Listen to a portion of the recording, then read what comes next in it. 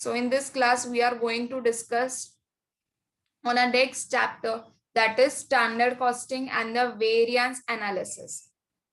Now before this we just need to study. देखो, there are certain limitations of the techniques, other techniques, because of which other techniques are been developed.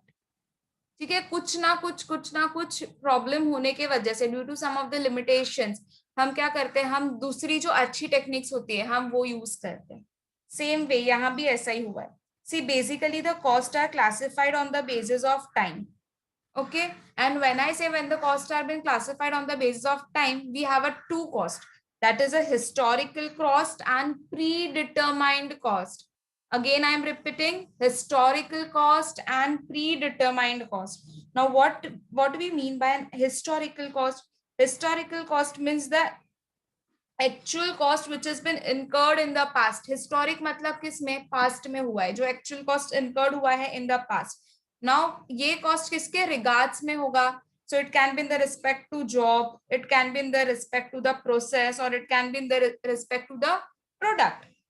ठीक है, but ये हमेशा याद रखना है कि ये जो कॉस्ट होता है जो ऑलरेडी प्रोड्यूस्ड हो जाता है, जो already it can be of a product, it can be of a job, or it can be any of the processes which is completed, or you can say, or even if ये service के लिए भी आ सकता है. तो जो भी service already rendered हो चुकी है, हम उसके लिए हिस्टोरिकल कॉस्ट होता है. And on the other end जो प्रीडिटरमाइंड कॉस्ट होता है, predetermined cost are computed well in the advance. Production करने से पहले ही they just estimate the cost. So इसके एग्जाम्पल कौन सा है? उसका एग्जाम्पल है स्टैंडर्ड कॉस्ट, और you can say the estimated cost. So हम आज ये वाले चैप्टर में predetermined cost, that is a standard cost के बारे में पढ़ने में. Now since there was a certain limitations of the historical cost, the standard costing came into this concept came into an existence. Now let's see that what were the limitations of the historical costing. क्या थे इसके limitations? तो देखो, historical cost अब भी मैंने बताया, it is already incurred. Actual cost जो already past में incurred हो चुका है.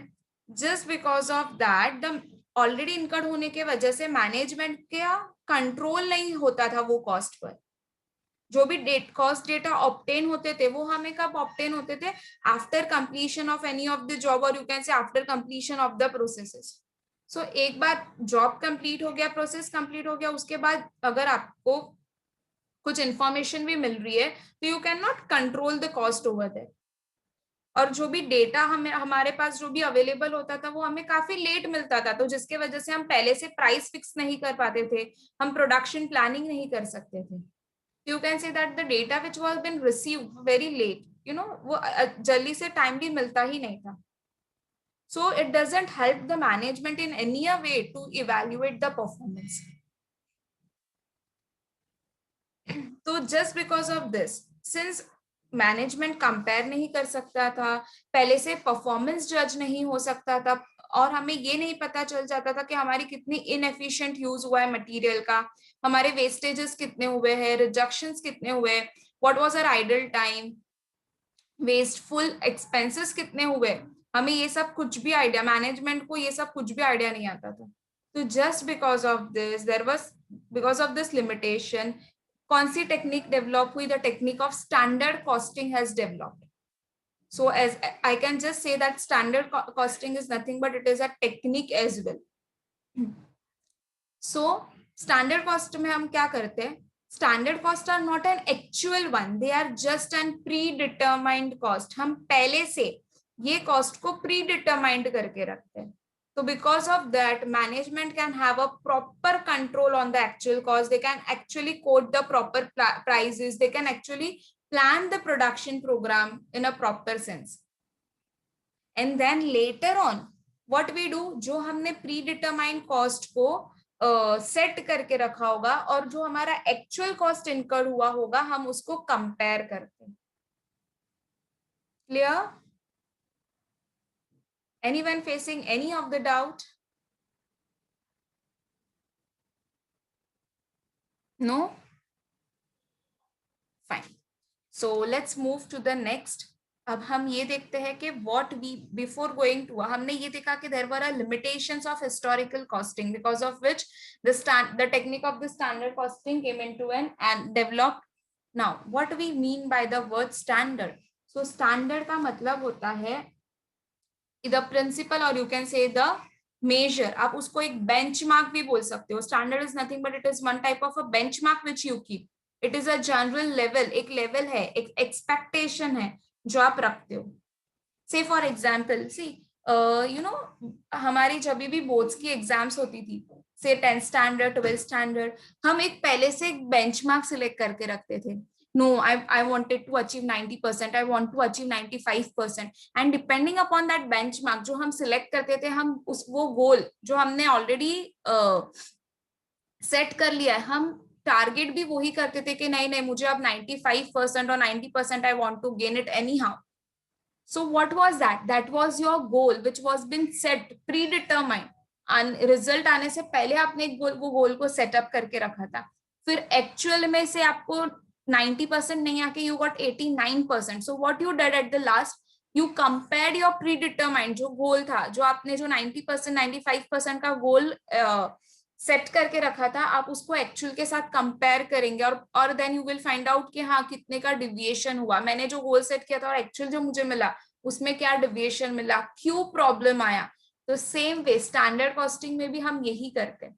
एक प्री डिटरमाइंड कॉस्ट जो होता है हम उसको पहले से ही we determine and keep, and later on जब वो एक्चुअल में इनकर्ड हुआ हम उसका कंपेयर करते हैं. Comparison में if we find any of the deviation, तो we start finding out the reasons कि why this deviation has occurred. Clear? Now, for in this chapter we are going to see the different terminologies. Now, before going to the terminologies, let's first start with a standard cost. कि हम standard cost का एक definition पढ़ते हैं. Now, see. In short, if I wanted to see, I will just say that it is an expectation. आपने पहले से एक expectation रखी है. Now this expectation is in regards of what? This is in the regards to the performance. आप expectation किसकी रखोगे कि मेरा performance कितना हो रहा है.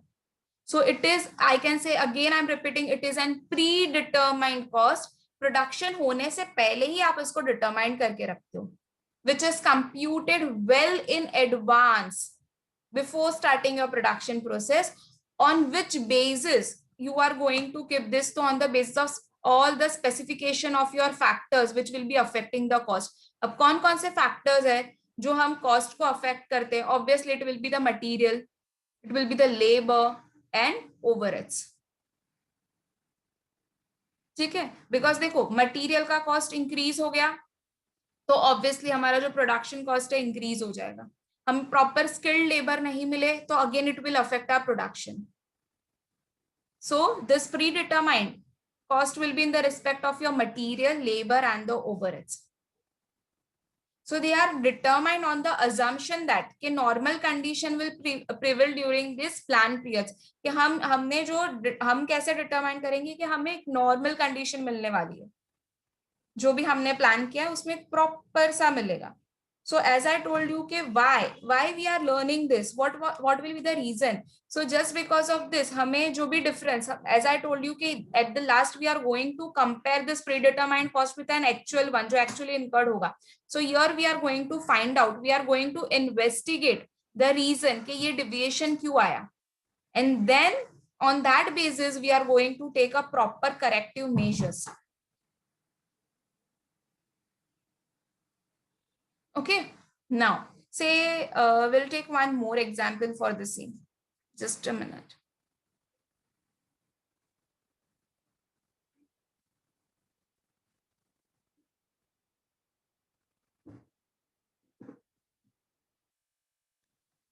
Say I have set one standard.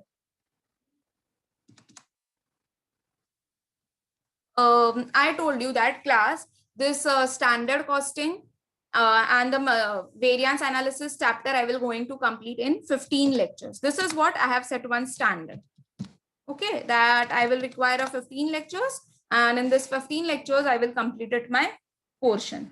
Now, जब मैंने actual ये chapter को complete किया, तो एक्चुअल टाइम जो मुझे रिक्वायर्ड मतलब इसके लेक्चर्स लगे वो थे 16 लेक्चर्स। एक्चुअल लेक्चर्स जो मुझे लगे वो 16 लेक्चर्स थे। अब मैंने आपको क्या बोला, here we are going to compare the standard that is a predetermined, जो हमने स्टैंडर्ड सेट किया था उसको एक्चुअल के साथ कंपेयर करेंगे and then we will find out the deviation. Can you just tell me आप क्लास कि हमारा जो हमने जो स्टैंडर्ड किया था जो एक्चुअल था वो क्या प्रॉपर आया? नहीं, there was a deviation of 1 lecture, extra एक लेक्चर होगा, है ना, एक्स्ट्रा लेक्चर हो गया, एक स्टैंडर्ड से ज्यादा हो गया एक्चुअल में। तो व्हेन हमारा स्टैंडर्ड कॉस्ट ज्यादा है as compared to the actual one, then ये जो हमारा डिविएशन है हम उसको कहते हैं वेरियांस। पहले तो ये अंडरस्टैंड करो कि ये दोनों का जो डिफरेंस होता है ना, ये जो डिविएशन होता है, ये जो डिफरेंस होता है, हम उसको वेरियांस कहते हैं। That is known as a variance. Okay, so यहाँ पर जो हमारे एक्चुअल लेक्चर्स है they are higher than the standard lectures. So here the condition which prevail is adverse condition. हम इसको कहते हैं adverse condition है ये हमारा, because हमारा जो actual lectures लगा वो standard से ज्यादा था। So here we have a two types. हमारा यहाँ पर दो type होता है, एक होता है adverse और अब दूसरा type देखते हैं। Let's take another example. Now say for example, now you are coming to the college. ठीक है, daily you are coming to the college. तो आपको ये पता है कि आपका जो घर है वहां से कॉलेज का डिस्टेंस कितना है, तो आप डिपेंडिंग कितना रोज मुझे टाइम लगता है, डिपेंडिंग अपॉन दैट आप वो टाइम पर निकलते हो। Say your distance from home to the college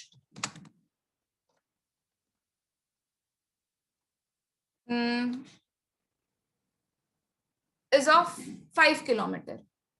So you take approx 25 minutes to reach the college. From your home to the college you take 25 minutes. तो आप इतना जज करके ही निकलते हो। तो आपने स्टैंडर्ड सेट कर दिया था कि हाँ मुझे 25 मिनट्स लगेगी पहुंचने के लिए। बट एक दिन ऐसा हुआ कि there was no traffic, the roads were quite clear, और बीच में आपको कोई आपके फ्रेंड्स भी नहीं मिले, तो आप वो दिन कॉलेज में 20 मिनट्स में पहुंच गए।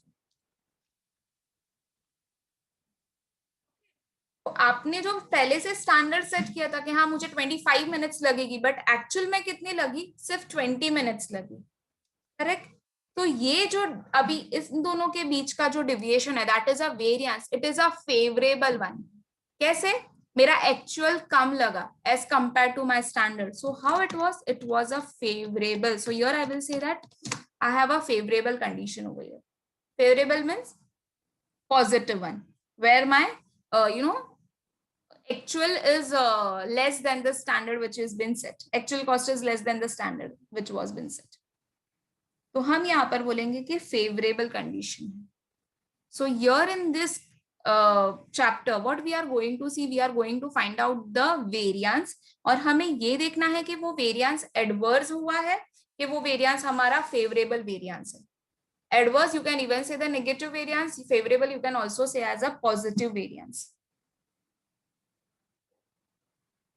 Okay, now see in the semester 5 we have already studied the chapters, और हमने आप लोगों ने तो सेमेस्टर इवन 3 में भी पढ़ा था, प्रोसेस कॉस्टिंग पढ़ा था आपने, देन आपने लेबर कॉस्टिंग भी पढ़ा था। तो सेम वे यहाँ पर जो हम किसके बारे में, हम कौन कौन से वेरिएंसेस के बारे में पढ़ने वाले हैं। In this chapter we are going to study about a material variance, labor variance and the overhead variances. Again I am repeating, material variance, labor variance and the overhead variance. Now let's move ahead.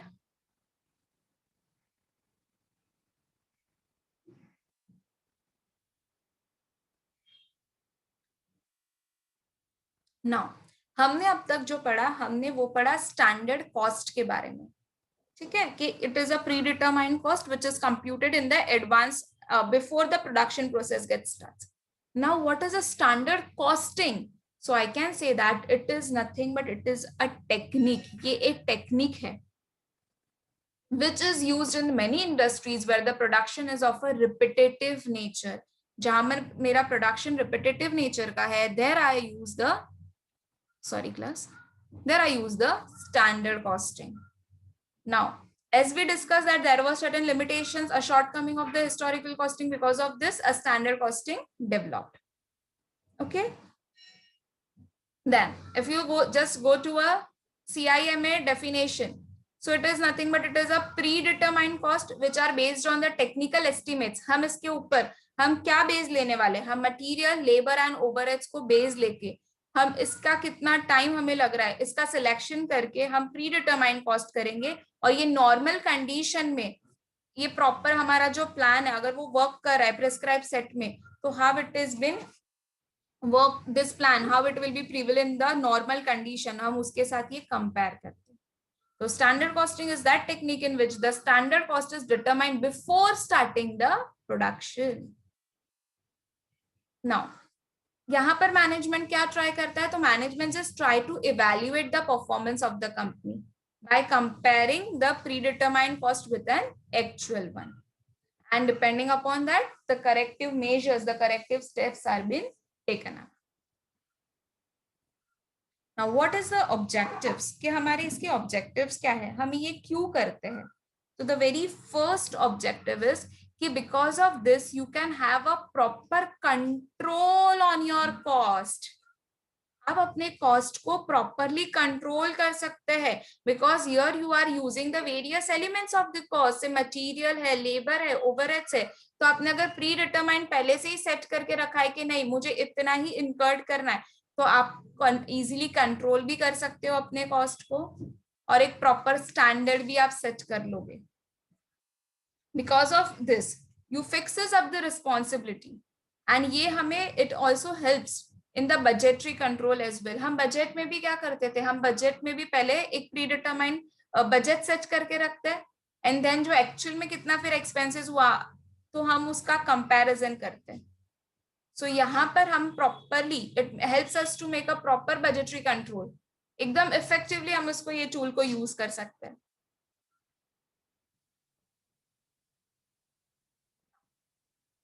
What is the procedure of the standard costing system? So first, a standard has been set. Then all the information, जितना भी हमारा actual performance हुआ, regarding that you are going to collect all the information. The third step will be then you are going to compare that performance. Actual performance will be compared with the standard one and then you will arrive at a variance. What is a variance? Variance is nothing but it is a difference. It is a deviation between a standard and the actual one. Then you are going to analyze your variance. आप यहाँ पर reason find out करने की कोशिश करोगे कि हमें ये difference क्यों मिला. What is the reason? What was the causes? And depending upon that, a proper corrective action has been taken. कि हमारा जो adverse variance हुआ है, हमने पहले ही देखा ना कि हमारा जब actual cost है वो अगर ज्यादा है as compared to the standard one, then it is known as a adverse variance. So we are going to take a corrective measures to avoid the adverse variance. और अगर कुछ लग रहा है कि हमें कुछ changes करना चाहिए तो we can even adjust the budget in order to make the standard more realistic.